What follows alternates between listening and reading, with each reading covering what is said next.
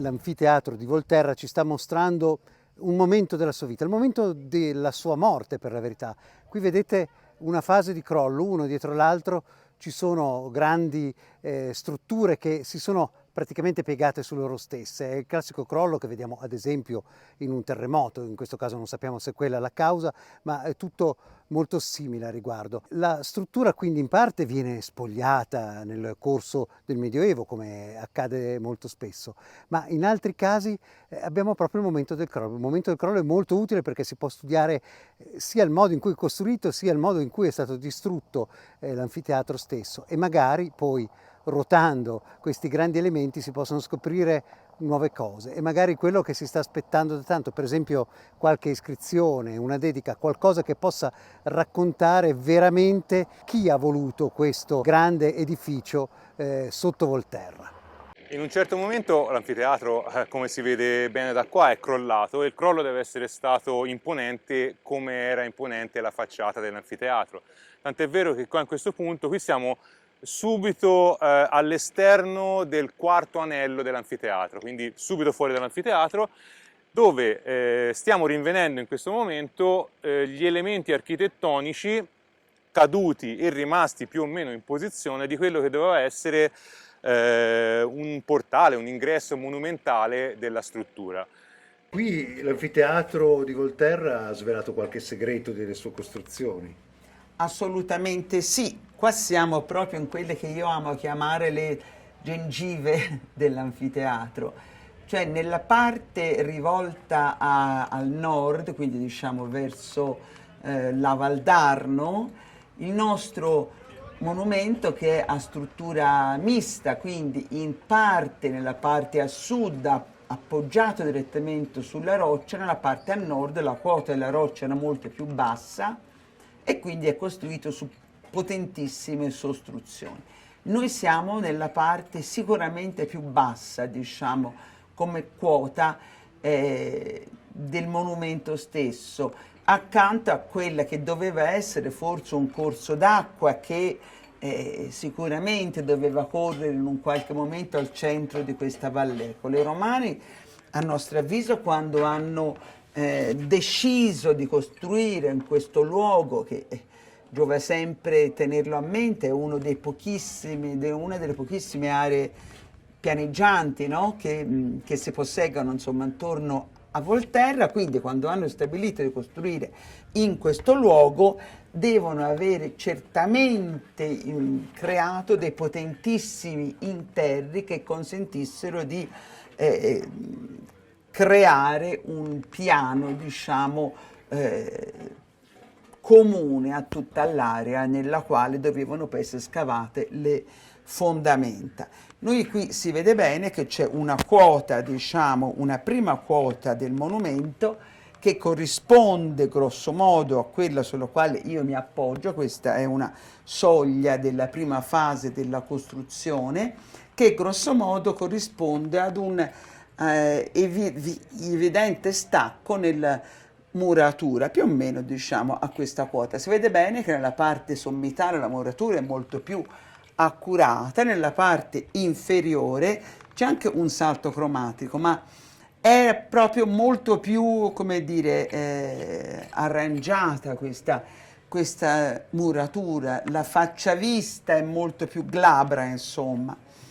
E quindi dobbiamo pensare ad una parte che doveva spiccare, ergersi, diciamo, dalla quota, diciamo, del calpestio, e una parte invece che doveva fare parte delle fondamenta. Abbiamo poi una risega di fondazione sotto la quale abbiamo le armature per le sottofondazioni. Dobbiamo pensare che queste scanalature. Sono quelle scanalature. Sì. Dobbiamo pensare ad una quota comune, che doveva essere grosso modo quella, scavata per creare le fondazioni del vano stesso, e che dall'una e dall'altra parte di quello che sarebbe poi stato il muro vengono armate con questi palancolati, cioè con dei ritti di legno e con delle palancole, cioè con delle travi orizzontali dall'una e dall'altra parte, che costituiscono le armature nelle quali poi doveva essere colata questo enorme impasto di schegge di pietra e di malta destinato a dare forza al monumento. Su tutto questo poi sarebbe stato costruito il monumento. Ecco, questa è un'occasione di studio pazzesca che avete. Lo è. E fra l'altro perché noi abbiamo trovato e stiamo trovando cospicui resti di legno che sono stati prelevati. Questi frammenti di legno che ora sono nei nostri magazzini verranno poi restaurati dal Museo delle Navi di Pisa, dal Centro di Restauro del Legno Bagnato. Altra cosa, noi abbiamo una certezza qui sulla datazione di questo monumento, perché in questi strati, negli strati di fondazione, abbiamo trovato resti che ci rimandano alla prima metà del I secolo d.C., quindi finalmente abbiamo, sia pur all'interno di un cinquantennio, però degli elementi, come anche sappiamo che vi è stata una stasi nella costruzione, non sappiamo e forse non sapremo mai perché, ma abbiamo trovato inglobata nelle prime fasi di questo secondo momento di vita e di costruzione del monumento una firma lampen, cioè una lucerna perfettamente conservata che ci rimanda ad un orizzonte fra la fine del I e gli inizi del II secolo d.C. Quindi il nostro monumento nasce nella prima metà del I e viene poi portato avanti a partire dalla fine del I e inizi del II secolo d.C. Quanto portato avanti? Anche questo è un'altra questione, ma per il momento siamo già contenti di aver chiarito qualche cosa. Come riconosciamo che questo è un crollo del terzo anello? Lo riconosciamo da alcuni indizi, uno dei quali, il principale, è per esempio che nel crollo, nel blocco in crollo abbiamo trovato il tubulo, quello che rimane perlomeno del tubulo in ceramica, che corrisponde a questo tubulo ancora imposto. In realtà i 7 murari del terzo anello dell'anfiteatro si caratterizzano per la presenza proprio di queste tubazioni che passano al loro interno per il deflusso delle acque piovane, mi immagino. Allora, me lo fai vedere Sì. l'incrollo?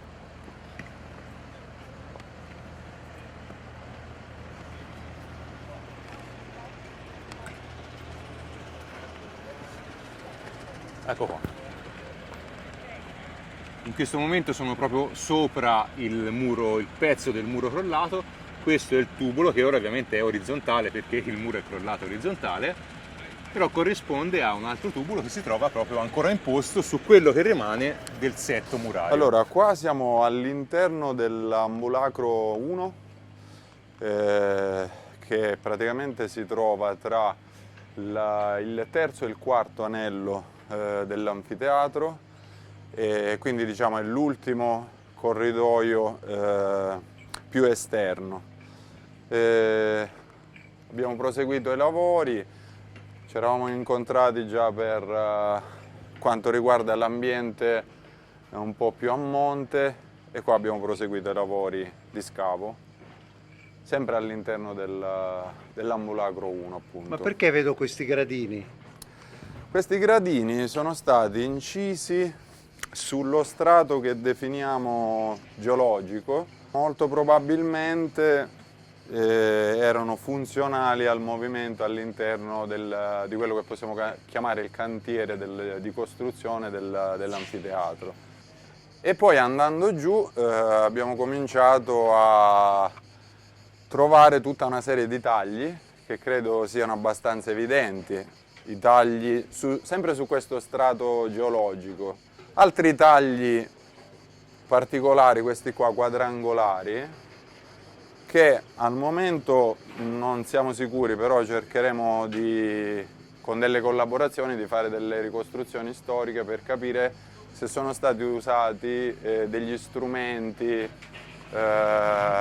di impalcatura momentanea, degli argani o qualcosa del genere, sempre utili al sollevamento dei blocchi da mettere in posa sulle murature. Ecco, ci stiamo ponendo anche dei problemi di restauro. Per esempio, questo muro, che è una parte della terza precisione, se lo guardiamo dall'altra parte sembra quasi un arco in crollo, niente di più falso. Ecco, questo non è altro che un muro assolutamente, come dire, dritto come doveva essere questo accanto, che ha preso un colpo tremendo dal crollo della volta che ci doveva sovrastare. Questo, infatti, abbiamo trovato qua degli accumuli potentissimi di enormi pietre. Tutto questo ha fatto sì che tutto questo muro collassasse verso nord. Allora cosa si è pensato di fare? Perché se noi avessimo smontato questo crollo, questo è un crollo onestissimo, come tanti se ne scavano, come tanti se ne vedono, se noi avessimo smontato tutto questo crollo ci saremmo trovati un muro conservato per 1 metro neanche di altezza, e questo sarebbe stato un vero peccato. Allora, abbiamo fatto vari fotopiani, abbiamo fatto vari tipi di restituzione grafica 2 e 3D. A quel punto ogni pietra è stata numerata, via via che si possono staccare vengono accumulate e numerate ancora una volta, e poi una volta che avremo scavato la parte retrostante e avremo visto il nucleo in che condizioni versa, verrà restaurato il nucleo, messo in sicurezza e quindi ricollocate le pietre in quella che era la loro, come dire, posizione originale, una sorta di piccola anastilosi, diciamo, con la tecnica che noi abbiamo già in passato sperimentato, cioè integrando laddove sarà necessario per la mancanza del paramento murario con questi blocchi che già abbiamo selezionato in tufo. Qui stiamo vedendo una sorta di gradonatura, che è una gradonatura che non abbiamo fatto noi per esigenze di cantiere, ma ci siamo limitati a togliere gli strati di colluvio, e togliendo quegli strati sono venuti fuori i tagli a gradoni che chi ha costruito l'anfiteatro ha ricavato nel terreno naturale. Quello che vediamo, questa sabbia compatta e questi strati di roccia, strati geologici di roccia, è la conformazione naturale della collina di Volterra.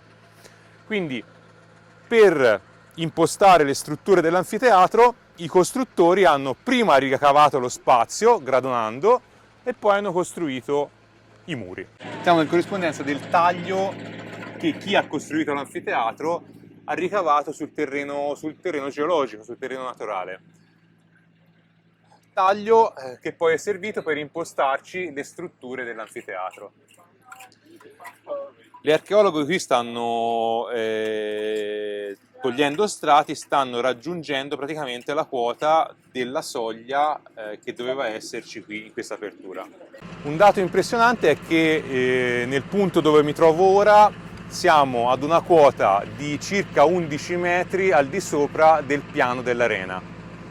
Quindi i muri che vediamo dietro sono la parte alta dell'anfiteatro. Esatto.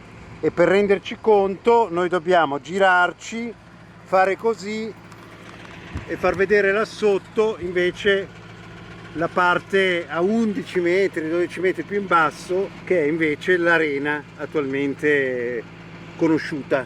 Esatto. Beh, insomma, dai, ti sei divertito a scavare? Sì, sì. Ce n'è ancora un po' da scavare, di togliere.